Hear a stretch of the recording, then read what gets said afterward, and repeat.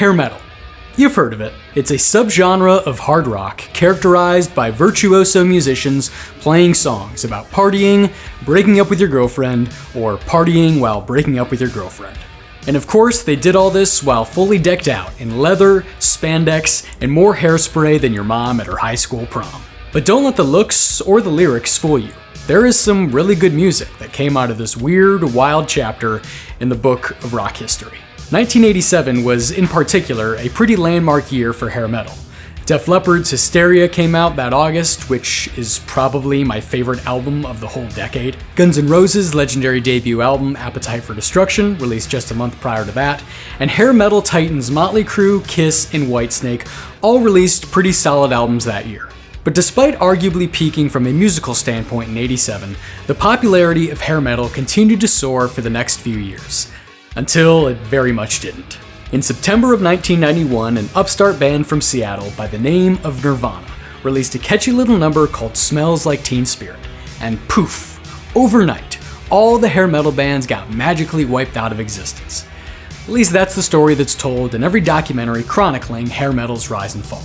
But this version of events lacks a lot of subtlety. Nirvana didn't just magically appear out of nowhere, and there were rumblings of this power shift before the release of Smells Like Teen Spirit. So in this video, we're gonna try to take a more nuanced look at the fall of hair metal and the rise of grunge by examining three things. Number one, what was going on in the alternative rock scene prior to the release of Smells Like Teen Spirit? Number two, why was the power shift from hair metal to grunge as stark as it was? And number three, will we ever see a subgenre of music experience the same life cycle that hair metal did? Let's dive in. First, a quick history lesson. In the early 1980s, on the Sunset Strip of Los Angeles, California, an exciting new subgenre of hard rock music was forming. It combined the theatrical and melodic elements of American heavy metal bands like Kiss and Van Halen with the visual stylings of glam rock artists such as the New York Dolls and T-Rex. This genre would come to be known as hair metal, or glam metal. Def Leppard was the first hair metal adjacent band to hit it big, with their 1983 record Pyromania serving as a blueprint for the nascent genre. But they were British. They didn't come from West Hollywood, the site that most hair metal bands would originate from over the next several years. The first of those Sunset Strip bands to really crack into the mainstream was Quiet Riot, with their cover of Slade's Come On Feel the Noise, which cracked the top 5 of the Billboard Hot 100. With the door to success for hair metal bands now cracked open, Motley Crue released Shout at the Devil, and just knocked the door down. From then on, it was open season. The success of countless bands soon followed. Bon Jovi, Wasp, Rat, Hanoi Rocks, Poison, Kix, Cinderella, Europe, and many more all came to prominence in the mid-80s. The latter half of the decade saw the genre reach its musical and commercial zenith, with multiple bands I just listed becoming veritable household names, selling multi-platinum albums and filling arenas around the world. But with the success came the opportunity for multiple copycat bands to spawn within the genre. By the end of the decade, a hair metal formula was pretty evident. Look the part with spandex or leather and Aquanet hairspray, write some songs, preferably an artful combination of party anthems and power ballads, and live within a 5-mile radius of West Hollywood. Check all those boxes and it might be your lucky day to sign a predatory record contract. In short, it was easy to get your foot in the door, but not easy to stand out. Hair metal was getting watered down fast, and the public was yearning for something new. 1,000 miles up the I-5 in Seattle, the groundwork was being laid for the next American rock music boom. In the mid to late 80s, local Seattle bands such as U-Men, Green River, and the Melvins began popularizing at the local level a kind of punk rock that was infused with traditional heavy metal. This gritty, grounded sound characteristic of the Pacific Northwest contrasted heavily with the glitzy, bombastic music that was coming out of Southern California. We were looking at two entirely different interpretations of melodic hard rock music. They both originated from a raw, primordial energy, but as hair metal moved on from its exciting, fiery beginnings into its bloated era of decadence and copycats, the time was right for the burgeoning Seattle sound to step into the mainstream. This new music, which journalists called grunge, so effortlessly offset the excesses of hair metal with its no-frills approach to rock music composition and production. That said, the grip of hair metal on American pop culture wasn't quite ready to be loosened, even as a new decade was ushered in. Guns N' Roses, who became a household name by 1988, brought a raw, authentic energy that helped breathe life back into the scene. Motley Crue released their most commercially successful album, Dr. Feelgood, in 1989, and Bon Jovi and Poison released highly successful albums the year before that.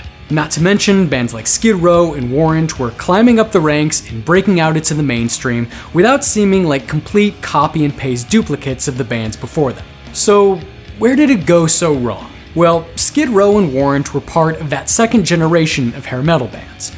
Groups that formed after hair metal was an established genre, but before it got so watered down and cookie cutter that you couldn't tell the new bands apart.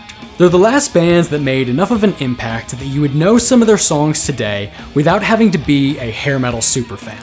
After Skid Row and Warrant came the third generation, bands like Danger Danger and Firehouse. Now, I personally think these guys have some really good songs, but their lyrics and attitude felt so focus grouped and pre-approved that they were never going to make any sort of cultural impact or create new fans out of people who didn't already follow the scene. And around this time, grunge really began to take off. Seattle groups like Soundgarden and Alice in Chains, both of whom were influenced to some extent by the local bands I mentioned before, started making waves on the national stage. Hell, Soundgarden toured with Guns N' Roses in 1991, and of course, Nirvana was building up some notoriety as well. They released their debut album, Bleach, in 1989 on the indie label Sub Pop, and signed with Geffen Records the year after. So it's worth noting that the very fact that these grunge bands were signing to major record labels and touring with massive bands shows that the alternative rock scene was alive and well before Smells Like Teen Spirit changed everything. I haven't even mentioned the alternative bands from outside Seattle. Maybe they weren't grunge, but they were certainly closer to it than hair metal. Jane's Addiction, Faith No More, and yes, the Red Hot Chili Peppers all had some level of national success in the late 80s and early 90s. I bring this all up to highlight the fact that, contrary to what some documentaries will have you believe, it wasn't like it was hair metal or bust for mainstream rock listeners at this time. There was a healthy alternative rock scene already, and it just needed a match to light the fuse that would send it into the stratosphere. That match would spark in September of 1991 with the release of Nirvana's Smells Like Teen Spirit.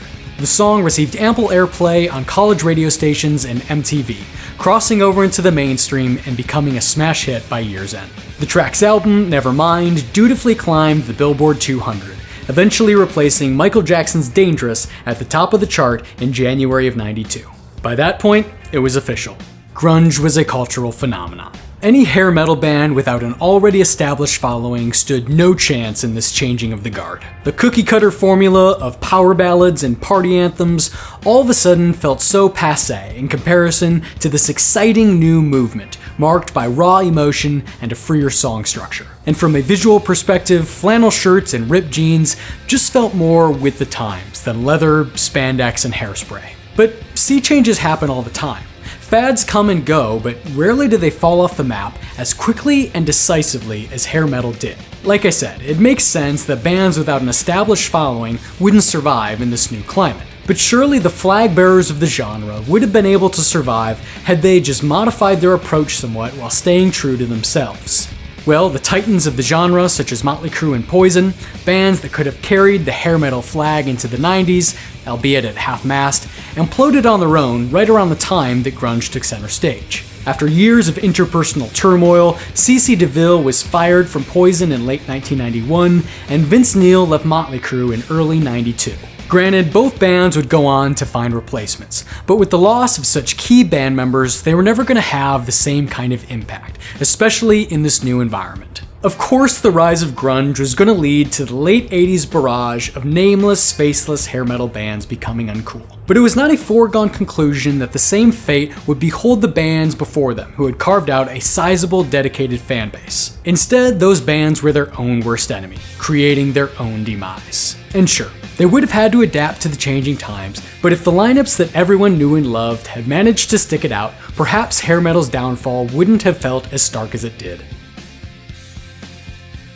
And so grunge became the dominant cultural movement of the early to mid-90s, while hair metal records got relegated to the bargain bins. But grunge's perch at the top of the pop culture mountain didn't last forever either. Kurt Cobain tragically killed himself in April of 1994, less than 3 years after Nirvana became the hottest band in America. Alice in Chains played their last shows with original frontman Lane Staley a couple years later, while Soundgarden and Pearl Jam retreated from view around the same time. Eventually, grunge faced the same fate of the genre that it usurped. After the initial wave of genre-defining bands came to prominence, corporate America got its foothold, presenting sanitized, watered-down versions of the genre's original trailblazers. Creed, Three Doors Down, and Puddle of Mudd all went on to have commercially successful careers, but never had the cultural or artistic impact of their predecessors. And don't even get me started on fucking Nickelback. Despite their surface-level differences, hair metal and grunge have this kind of shared trauma. They both expose the inevitability of corporate America to come along and squeeze every last juice of profitability out of your cool thing until it just isn't cool anymore. In a way, Motley Crue and Nirvana have more in common with each other than they do with their musical successors. They each exuded a sense of raw energy and originality that their musical descendants simply could not replicate. You can make the argument that Nirvana's music conveyed more emotional subtlety and nuance than Motley's did, but Nirvana didn't believe in what they were doing any more than Motley did early on. And they both synthesized a variety of influences to create something that was, at the time, new. You can't say the same for Danger Danger, and you can't say the same for Three Doors Down. Both those bands were, by and large, following a formula that had already been laid out for them. And that can only take you so far. You have to leave space for creativity. If you go into a musical endeavor with a clear formula in mind based on what's already been successful, you are limiting yourself to only ever be a second-rate version of what came before you. Trailblazers like Motley Crue and Nirvana, as different as they were, shared that important trait. They weren't afraid to be something new. So, has there ever been a subgenre of music that shared the same life cycle as hair metal? Well, as we discussed, grunge did live long enough to see itself become the villain, but I wouldn't say it experienced the exact same life cycle. Although the commercial and artistic peak of grunge was relatively brief in hindsight, post-grunge bands experienced much longer careers than those of the hair metal copycats. This is probably due in part to the fact that there was not some replacement genre that came along and completely overtook grunge in the way that grunge did to hair metal. In other words, grunge didn't burn out so much as it faded away. There are a few contenders from the current century as well. Bro country, stomp and holler, and even trap have experienced somewhat similar trajectories, but I wouldn't say their mainstream demise has been as swift and public as that of hair metal. So a one-to-one comparison isn't really accurate. One could argue that part of the reason they didn't get the hostile takeover treatment that hair metal received was that in this modern age, such a treatment isn't possible due to the lack of a unified pop culture. But maybe that's another video idea for another time.